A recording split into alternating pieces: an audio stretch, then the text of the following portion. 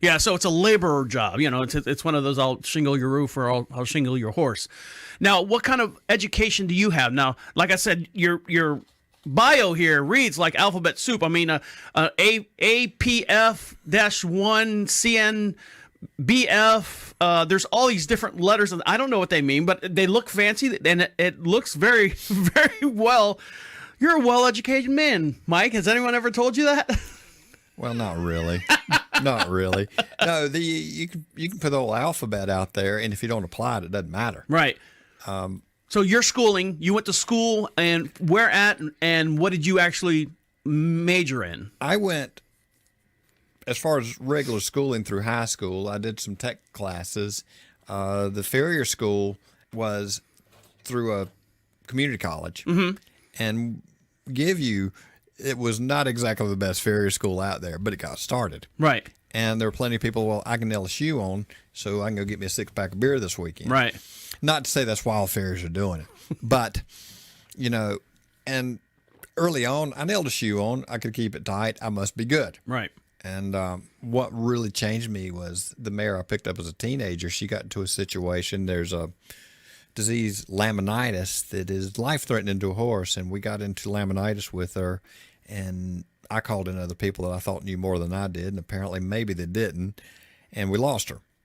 She was put down the exact same morning Secretariat was. During that time, I was a part-time farrier, and this was part-time money, and it's hard to be that serious about it working at that level.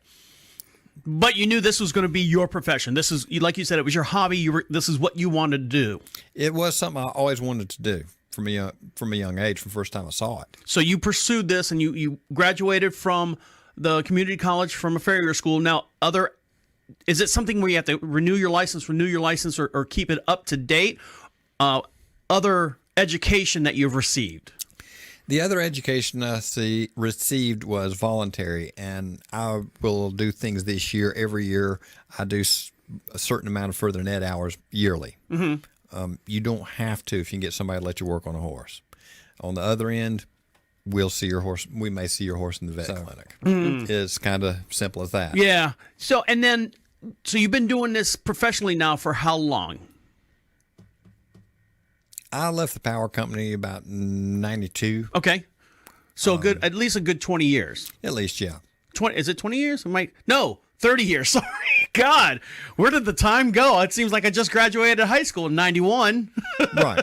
Time flies when you're having fun. Jeez. So you do this professionally, and right now, how do they say it? How many horses are in your stall, your barn? How many horses do you have on your rotation that you do on a weekly basis, on a daily basis? How does that work out? Truthfully, as far as an exact head count, I probably couldn't give it to you, and it's always changing. Pick some up, you lose some, you move here, you move there, depending on the situation. But I pretty much work a 6-day week. I'm probably 250 horses that I work on a regular basis. Per week? Not per week, per cycle of shoeing. Okay, and how often, I guess that's the next question. How often should a horse be shoed?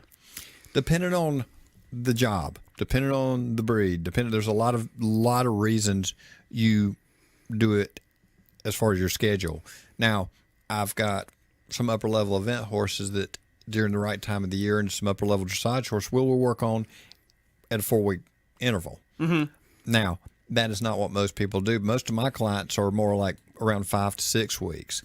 But during times where we really need to keep them dialed in real tight, and we need to keep the performance as tight as possible, sometimes we'll shorten them down to a 4-week schedule because we want the mechanics to stay as close and clean as we keep them. Okay, we're going to take one more little quick break, and when we're going to come back, we're going to talk about the 2018 Equestrian Games that Mike Stine was involved with. Stick around. You're listening to Equine Dynamics right here with Mike Stine. He'll be right back.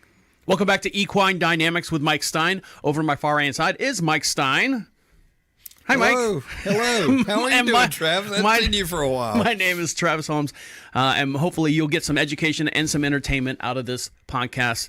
that we're going to start doing here on a weekly basis. Actually, it's going to start the 1st of January. This is kind of a mock show, an introduction for you to know who Mike Stine is and what he does, his educational background, how many horses he has on a high rotation. He's got about 250 horses, rotating him in between 4 to 6 weeks, shoeing these horses. So you're a busy man, 6 days a week, shoeing horses. What do you do on your day off?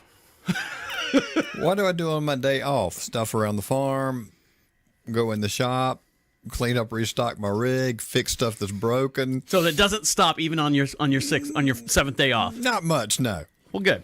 Now, we were talking about you have eventing horses and you have horses that are highly in the competitiveness field, and you shoe these horses as well. Now, you were part of the 2018 World Equestrian Games, were you not? Yes, I was. Now, explain how you got involved with that, and what was it like being on that level? I'm assuming, the World Equestrian Games, that's a high level of competition. You could say that, yes. Okay. And how did you get involved with all that? Well, I was asked back in 2008 to be involved with the endurance team that went to Malaysia and competed. The Olympics don't have endurance in the Olympics. Anyway, the regular Olympics, like the regular Olympics. So they have something outside. It's like you have the Olympics, and then 2 years later the World Equestrian Games. 2 years later the Olympics. Is how that had been running. Okay. Don't know how it's going to be in the future now because there are, I think, some changes. I don't know what's going on, but there's been a lot of talk. But I'm not involved in that.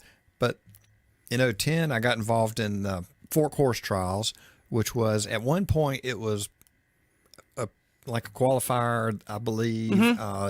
Anyway, they had U.S. team, they had Canadian team there. We had horses from all over the place. I know I've worked on a horse from India there 1 year and a few other places because I was asking how they got the horse flow. They flew it in.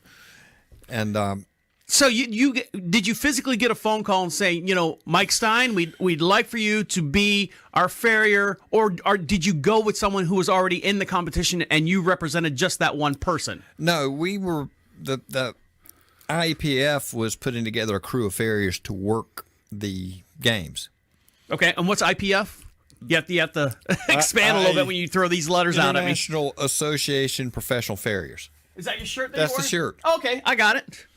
And it's got the games logo on it. And we do have this video also on Mike Stine's YouTube channel, so you can check this out as well. You can see how pretty we are. But yeah, it's not real good.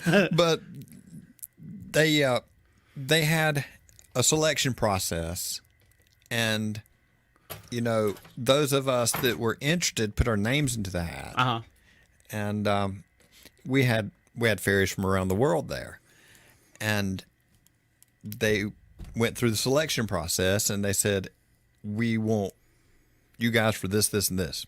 So, and you were part of that team? I was part of that team, yes. And how many were on that team? So it's you and... I can't give you an exact number, but it was 40 plus. Okay, so I was thinking like 5-6 people. So it was a large group of people that were chosen out of the whole entire world, I'm assuming, as far as being part of this thing. Now, when you were out there, per diems, they pay you for everything. I'm sure just the accolades alone, as far as being out there, is something to be proud of. Right.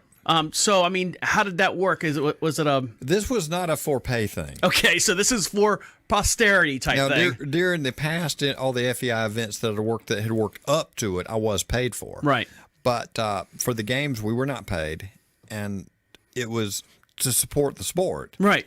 But yes, and it was really nice to be selected, for sure. I mean, that's a huge feather in the hat, because this is every other year this is the same crop of horses going to the Olympics, and also as far as the number of farriers, different events, different places on the property had farriers set up for taking care of problems. During that 2-week period, I think there was around 1,600 horses on and off that property. Wow. Holy mackerel. You imagine that hay bill? Yeah, that was a good one. I wouldn't want to be paying for it. Somebody pays for it. What is, and this is just purely for my information, what's the most expensive horse you've ever worked on? Like, you worked on, Sir Gregory or something like that. I do not want to know. Because you would feel bad, wouldn't you? Oh, yeah. As you get into what kind of truck you got out there? Yes, exactly. But No, I mean, I've worked on some horses that were syndicated. I don't know what the numbers would be. I don't. When you say syndicated, refresh me, because talk to me like I'm a 3-year-old child. What does syndication of a horse mean? You may have 10 or 12 owners. Okay, so it's like a pool. They share the horse. Okay, right. And I know that I've worked on a horse that a customer sat there and told me that they turned down $1.25 million for. And I was like, okay. And that's turn out that of my down? price tag. Turned it down. They were offered the money and said the horse was worth a lot more. They tried to lowball him on it. Oh. So okay. this was a open jumper, and they turned it. They walked away from it, and they were fussed about it at the barn. And I don't want to hear this when I'm driving a nail in this thing's foot, because it's like a friend of mine explained to me. You start thinking about that, you get nervous, you'll make mistakes. It's not any different than working on a $500 horse. Yeah. But as far as your job, you do the best you can for that animal. Right. So if you start worried about, oh my God, this is a few $1 million horse, and when I was doing race horses and and when I've worked like at the games and working the fork trials, I had my hands on horses for short times that were U.S. team horses. Mm-hmm. And I had some Canadian team horses. I've patched up horses that have been to the Rolex, or what is the Land Rover now, mm-hmm. and done well, and then also had my hands on horses that I know went to the Olympics. Wow. And what's your favorite type of horse to work on? Like, I like doing this one because I really like the detail or whatever it takes to do this horse. Or do you have a favorite horse style that you like to work on, or everyone's unique to you? They're all different. They are all different. They all throw something different at you. I like working on the odd movers to see if you can fix them. To see if I can figure out the puzzle.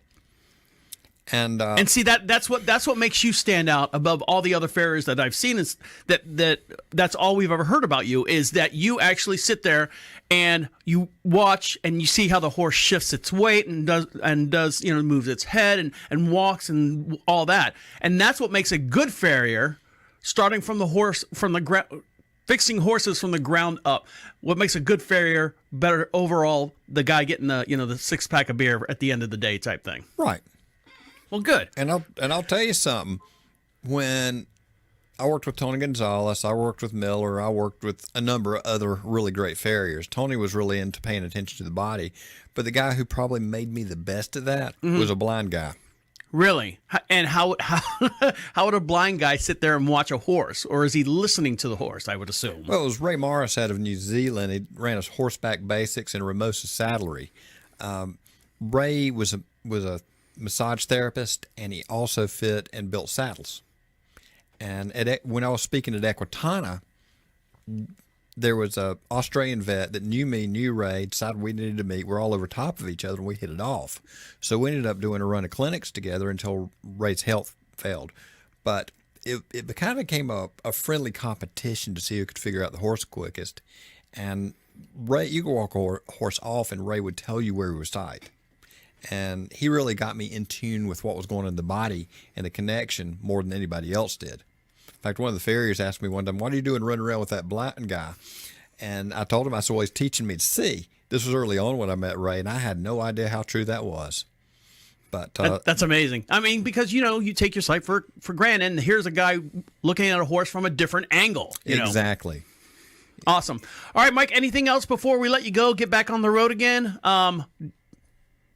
Not really. You sure? Well, anything you come up with, we'll run with it. So did you have a good time? This is your first episode. We're going to play a whole bunch. We'll create a whole bunch more for you, and we'll work out an email address and a phone number and all that stuff to get your questions into Mike, and Mike will answer them right on the air on the very next podcast. Now, the very next podcast that we're going to do, since Mike, you heard his story, he's all built up as far as his books are solid for the next 2 months, all the way up till the end of the year. So this is our first demo show for all you guys. If you like it, great. Subscribe to us, share us, and get ready, because as of January 3rd, the first Monday of the new year, we're going to start doing this on a weekly basis, and the way you can find out as soon as that show posts is to make sure you like and subscribe and do all the stuff that links us to you and you to us as well. On behalf of myself, my name is Travis Holmes. That is Mike Stine. Hello, Travis. No, we're saying goodbye. Goodbye. Thanks for listening, everyone, and take care. Good night. Lucky. Good night, Ned. Night, Dusty. Good night, Ned. Good night, Ned. There you have it. And then the video is here. Just a quick wave to the cameras. Bye. See you later. So that Have way, a good one. that way I know.